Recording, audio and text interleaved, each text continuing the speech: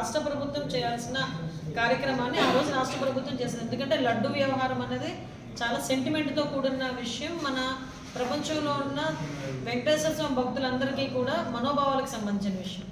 దాంట్లోని కల్తీ జరిగింది అని ప్రతి ఒక్కరు బయటకు వచ్చి చెప్తున్నా కూడా బయటకు వచ్చి దాన్ని ఏదో రకంగా బుల్డోజ్ చేయాలనే ఉద్దేశంతోనే వైకాపా నాయకులు కూడా చేశారు.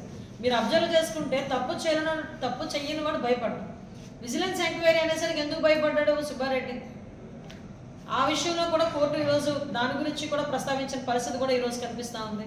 ఈరోజు నిజంగా చాలా మంచిగా స్వాగతించాల్సిన విషయం. డెఫినెట్గా సుప్రీంకోర్టు ఏదైతే చెప్పిందో దాని ప్రకారంగా సిబిఐ ఆఫీసర్స్తో పాటు మన లోకల్ పోలీస్ డిపార్ట్మెంట్ నుంచి ఒక 2 అఫీషియల్స్ని కూడా వేసి సిట్ ఏర్పాటు చేయమన్నారు. దానికి కంపల్సరీగా మనం స్వాగతించాలి. ఎందుకంటే ఇప్పుడు నిజాలు తేలాలి, ఎట్టి పరిస్థితులు నిజాలు తేలాలి. దాని మీద సిట్టు దర్యాప్తు మనకు ఎంక్వైరీ కూడా జరుగుతుంది. జరిగిన తర్వాత మనందరికీ కూడా నిజాలు తెలుస్తుంది.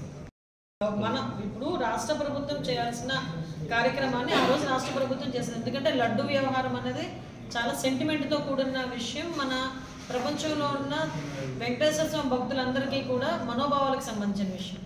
దాంట్లోని కల్తీ జరిగింది అని ప్రతి ఒక్కరు బయటకు వచ్చి చెప్తున్నా కూడా బయటకు వచ్చి దాన్ని ఏదో రకంగా బుల్డోజ్ చేయాలనే ఉద్దేశంతోనే వైకాపా నాయకులు కూడా చేశారు.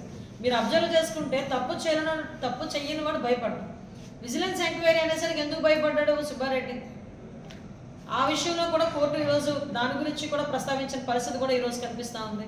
ఈరోజు నిజంగా చాలా మంచిగా స్వాగతించాల్సిన విషయం. డెఫినెట్గా సుప్రీంకోర్టు ఏదైతే చెప్పిందో దాని ప్రకారంగా సిబిఐ ఆఫీసర్స్తో పాటు మన లోకల్ పోలీస్ డిపార్ట్మెంట్ నుంచి ఒక 2 అఫీషియల్స్ని కూడా వేసి సిట్ ఏర్పాటు చేయమన్నారు. దానికి కంపల్సరీగా మనం స్వాగతించాలి.